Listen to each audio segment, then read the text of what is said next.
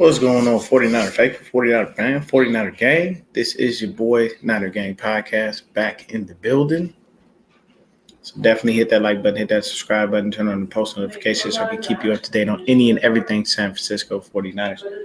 With that being said, let's get right on into it, man. We have a game on hand.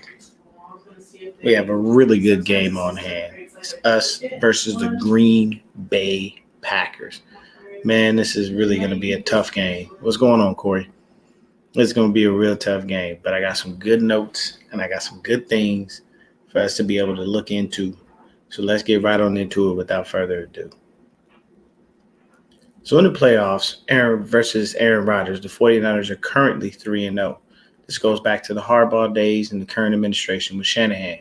So let's go back into history and take a look at what we do to stop old A-Rod in the playoffs. First game is divisional round 2013. This was a game to see the Packers and 49ers combine for a total of 76 points.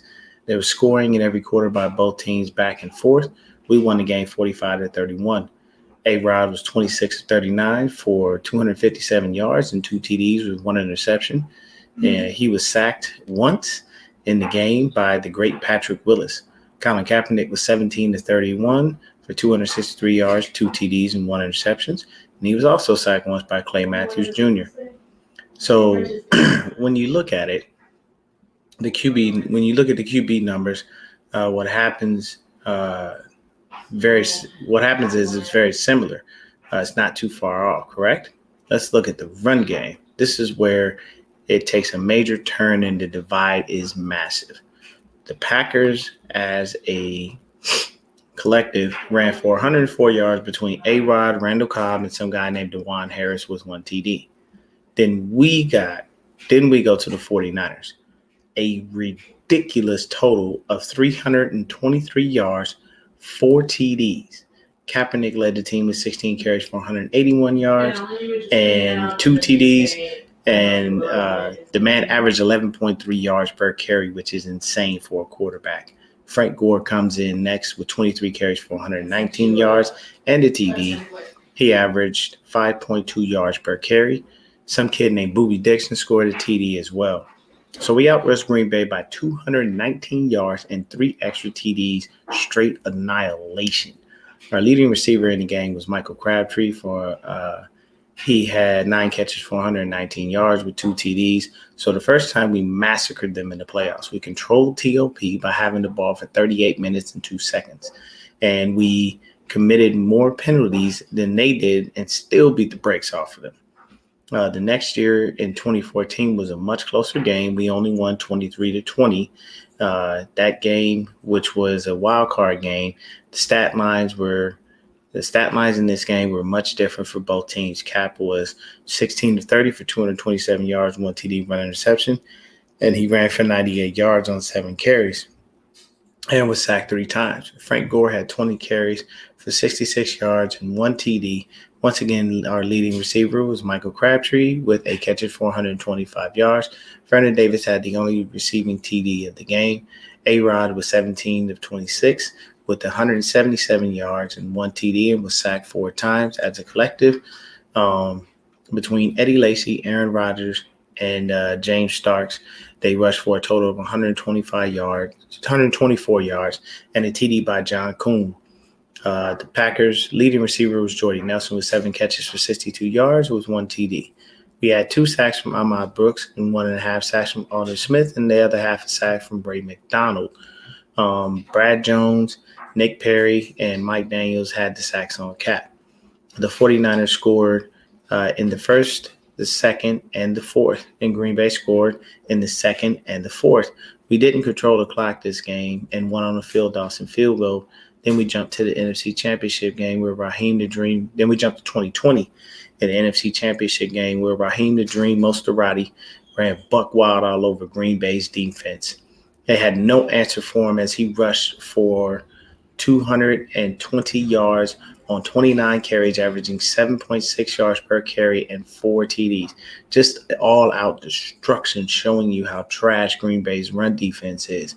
Between Mostert, Coleman, and Debo, we combined to run the ball for a total of 285 yards, while the Packers ran for a mediocre 62 yards in total, with 56 yards and one TD coming from Aaron Jones. A-Rod in this game was 31 of 39 with 326 yards and two TDs and two interceptions, one by Mosley and the other by Sherm. He was also sacked 3 times by K'Wan, Bosa, and Armstead. Robbie Gould was 3 of 3 on field goals, and we scored in every quarter, while the Packers scored only in the third and fourth quarter. By then it was too late. Time of possession in this game was controlled by the Packers, but only by a few minutes. So to sum it all up, in 3 meetings we broke them off. Came back the next year, and just got by. And 6 years later, beat the brakes off of them. The main issue is he has no answer for us in the playoffs, period. Coming into this game, we don't want to get into a shootout with Rodgers. Jimmy has a bump shoulder and a sore thumb, which in his interview on Tuesday, he stated that both are hurting pretty bad. One of the questions I posed to him came with sarcasm from, I believe, Cam Inman. One of the questions posed to him in his interview came from Cam Inman, where he basically asked if he would be providing excuses for his performance Sunday. Jimmy looked perplexed, but had no choice but to take ownership and say, if I'm out there, I have to make the plays I miss. Green Bay is coming off a few weeks rest. They didn't play their starters versus the Lions in the season finale and were the number 1 seed, so they got the bye week. The 49ers are coming off a shorter week, playing on a Saturday, hoping that Bosa is able to clear concussion protocol and play. Anyone else on the team who is injured will likely be limited in practice as to avoid further aggravating any injuries they are currently enduring. Aziz, Elijah, Dre, Fred, etc. are all dealing with injuries, but are expected to play on Saturday. The scary thing for us is we are in Lambeau, a.k.a. the frozen tundra, where it's cold as hell on the field and the ball can be slippery. The current projected weather is 22 degrees with a 50% chance of snow on Saturday. We don't know how Jimmy will do in the cold. He was asked about it. He said he played it in all his life, so it shouldn't be a problem. The issue is he played in inclement weather this year, and it didn't perform so well. We played the Colts in the rainy game at Levi Stadium and got blown out. Jimmy was 16 of 27 for 181 yards, 1 TD, and 2 interceptions, and he was sacked twice. Shout out to the Real Talkers. They were unfortunately at that game in the rain, and I'm from Cali. When it rains, it pours, damn it. So that tells me he doesn't do so well in inclement weather. The way we win this game is through clock management, period. We have to keep Rodgers off the field, and when he is on the field, not allow him to get the ball out quickly. We must pressure him to hold on to the ball long enough for the pass rush to get to him. We all know the plan. It's the same as it was last night. Get the ball to Tay, and he'll want to get that out in 2 seconds or less. Our DBs will have to be stellar and on their P's and Q's to stop this passing attack or at least slow it down. Not worried about the run game, as our run defense has been stout and not giving up anything to opposing offenses. With Rodgers, you have to worry about all of the receivers. Adams, Lazard, Valdez-Scantling, who is currently out with the back injury and may not play. Randall Cobb, Aaron Jones, out of the backfield if necessary. Almost forgot about the tight ends.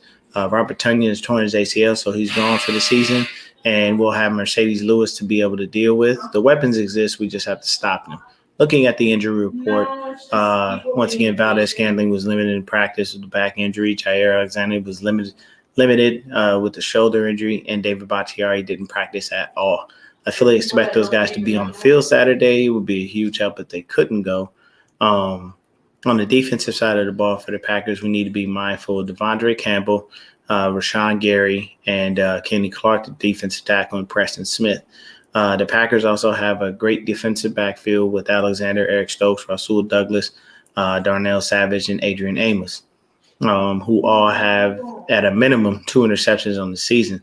With the turnover-prone Jimmy G at the helm, we have to be very careful in limiting his throws, keeping them safe and simple, which is what Kyle usually does to mask his deficiencies. if we look at the matchups, we can see where we win and lose. Quarterback goes to the Packers. That's a no-brainer. Running back is a bit of a toss-up. Elijah Mitchell is the sound RB1, but Jones is a viable threat in the run and pass game. We just don't use Mitchell in the pass game at all. So for the running back, got to give the edge to Mitchell due to how stout our run defense will be.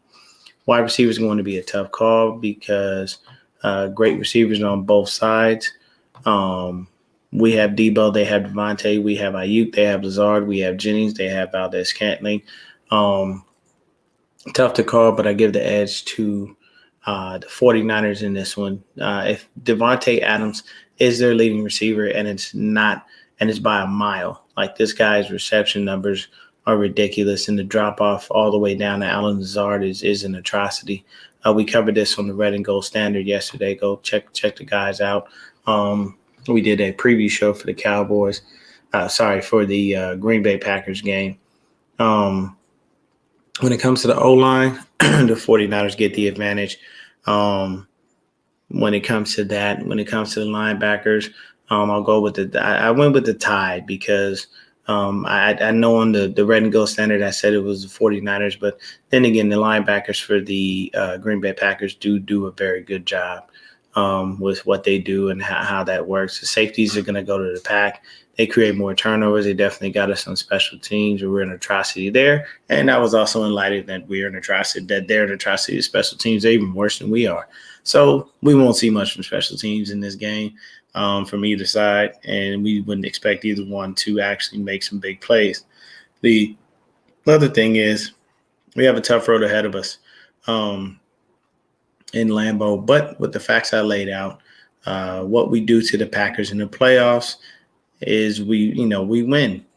I expect us to beat them and move on to the NFC Championships. That will all rest on Kyle's game plan and play calling to get us to the next round. Jimmy can't turn the ball over and has to have a way better game than the last one. At the end of the day, run the ball, pressure Rodgers, create turnovers, score off those turnovers, and we win. Sounds simple enough, but it will not be a walk in the park. I'm hoping the Niners prove me wrong. So I just had to lay out just a couple of those things really quick here just to give y'all a quick hitter, man. It's going to be a tough game. It's not going to be a walk in the park for either team. We would love to see the Packers, go out there and fall flat on their face in their home again, because last time we was in their house, we really kicked their ass. We laid into them really hard, and we sent Cap out there, and he just ran all over them. He ran rampant. So the funny thing is, when you look at it, in the first two games, what did we have? A mobile quarterback. What did Kaepernick do? He ran for 98 yards and 181 yards. Now, Trey Lance is no Colin Kaepernick. He does not have the speed to be Colin Kaepernick. But the thing is, he's more accurate, and he can read defense a little bit better than Cap from what we started to see this year. So here's the thing. You're not going to stop Devontae Adams. But what you can do is slow him down. And then the other guys that are there, your Allen Lazards and your Randall Cobbs, they're going to be easier to slow down and easier to contain. But you're going to have to double up on Devontae Adams. You're going to have to bracket him in coverage, because other than that, he will eat you alive and make you look really stupid and really bad. But that's basically the key, and it's to not allow Aaron Rodgers to be able to get out there and go ahead and get the ball to Devontae that quick. He can't have that 2 seconds where he turns around and Tay is there. So that means we're going to have to probably play a little closer in coverage. We're not going to be able to play that zone that we normally play. We're playing 10, 15 yards off the damn receivers and giving them the opportunity to be able to throw the ball that fast. We're going to have to probably play a little bit of press man here and there to be able to get up in their face and throw him off of his routes. So it gives our pass rush just that much more time to actually get home. That's going to be the key of it. You know what I mean? And you can't necessarily go ahead and trip that out. That's going to be the main issue, is to be able to do that. It's definitely a frustrating situation when you go in and you play against a dude that just continually is just all the time. He's just beating you.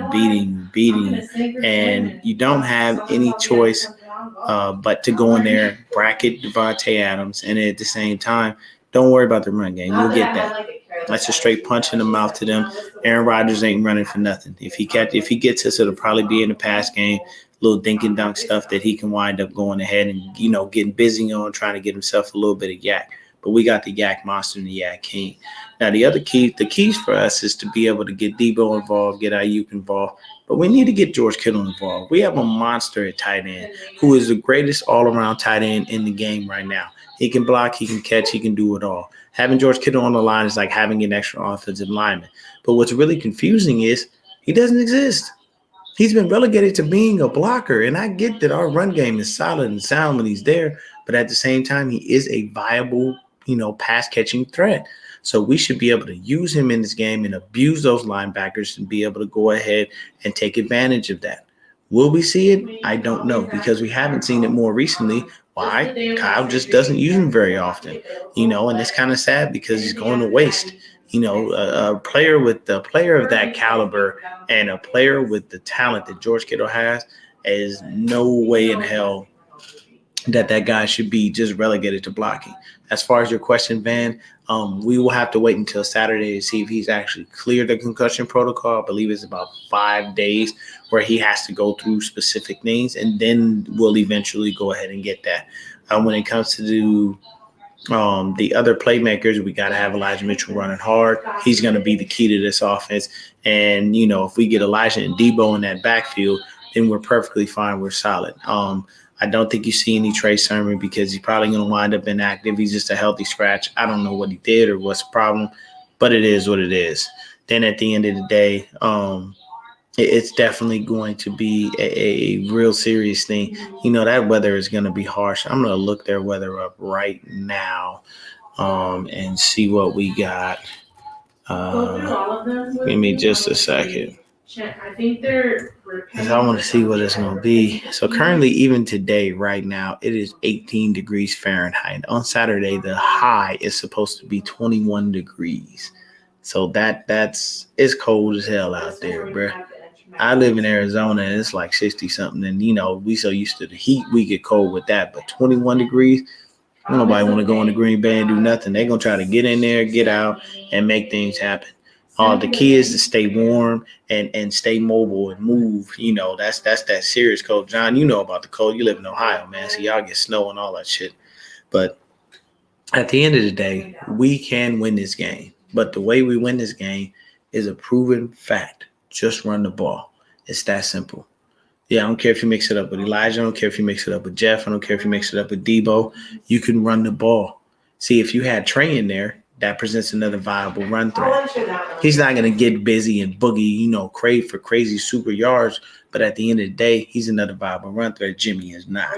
And you're not going to expect Jimmy to go out there and do any of that stuff. You're not going to put him in those situations where he has to run or do anything. He's great at a quarterback sneak, but,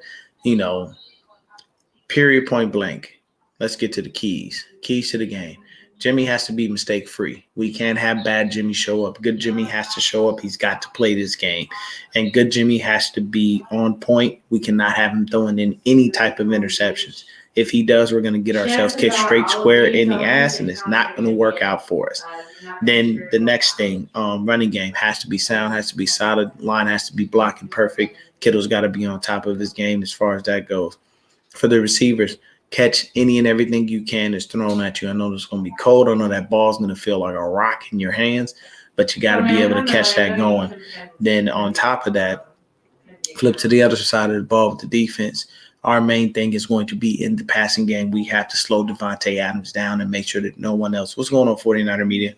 We have to make sure that we slow Davante Adams down, and we have to be able to get him going, slow him to a point where he almost becomes non-existent, and forced him to go to a Brandon Cobb or Allen Lazard. Valdez-Scantling most likely won't play with that back injury, so we won't have to worry about him, in the passing game. Those are the things that we want to do. And then in the run game, I don't even have to say nothing because our run defense is stout. That's nothing. But those are just the keys to the game. And it's just getting to Rodgers, making him make some mistakes, having him throw several picks. If we can get him to throw at least 2 interceptions and we can capitalize off those interceptions with touchdowns, not with field goals. We do not want to kick field goals in this game. We want to be scoring TDs and making sure that we go ahead and turn every opportunity into points. We had 11 possessions last time against the Cowboys, and we only had 23 points to show for it. That's all bad. So that tells you that there's some ineptitude going on, but we will see how things work out. In this game, it's going to be very simple. Be smart, be productive, make it quick, but drain the clock. Don't give Aaron Rodgers any time to get on the field and try to do anything. We don't want to give him a moment to try to create any of that Aaron Rodgers magic to go ahead and move forward into the NFC Championship. I anticipate that this will be a great game, but at the end of the day, like I said it on the show, 31-28, 49ers win. It's only by a field goal, but, man, it's going to be a tight one and a tough one. The other thing I do want to talk about is how the Cardinals got the brakes beat off of them. Jesus. Boy, they didn't even show up to the game. It's like they might have well stayed in Arizona, just hung out here because it wasn't even no point for them to go. They just got the brakes beat off of them bad. I'm sorry about your Cardinals. I know you wanted to go ahead and get some things rolling, but Jesus, it was a beat down. I'll come back at y'all with another one a little bit later in the day, maybe that tells us about the preview for this weekend because we got some fantastic games going on when it comes to the weekend here, football. And what I'm going to do is I'll give y'all just some game picks really fast. I won't delve too deep into a lot of this stuff, but at the end of the day, I'll give y'all who's going to win and, who will wind up definitely making sure that, they seeing who goes home, seeing what happens. But give me just a hot second, and we will definitely go ahead and look at that. So 49ers versus Packers, obviously I'm going with the Niners. The Bengals versus the Titans. That's a tough one, man. They said Derrick Henry is going to be activated for this game. He will have a little bit of minor rust on him coming off of that injury with his foot. But still, Derrick Henry in the game is a massive talent, and it is very scary when you see him on the field because, it's a whole grown-ass man out there. But what I can say is Bengals and Titans, man, the Bengals finally won a playoff game after all that time. And it's been forever for them. And congrats to them being able to pull that off as far as that stuff is concerned. But you know what? I'm going to take the crazy pick. I'm going with the Bengals. We're going to say Cincinnati wins this game and goes on to the AFC Championship for the first time in a long time. The Los Angeles Rams versus the Tampa Bay Buccaneers. That's going to be a fantastic game. Love to see exactly what's going to happen. I definitely will be watching. But if you leave it up to me, I'm going to go ahead and I'll take the Bucs. The Bucs are going to beat the Rams. I don't know how, but Brady ain't going to let a Super Bowl go away from him.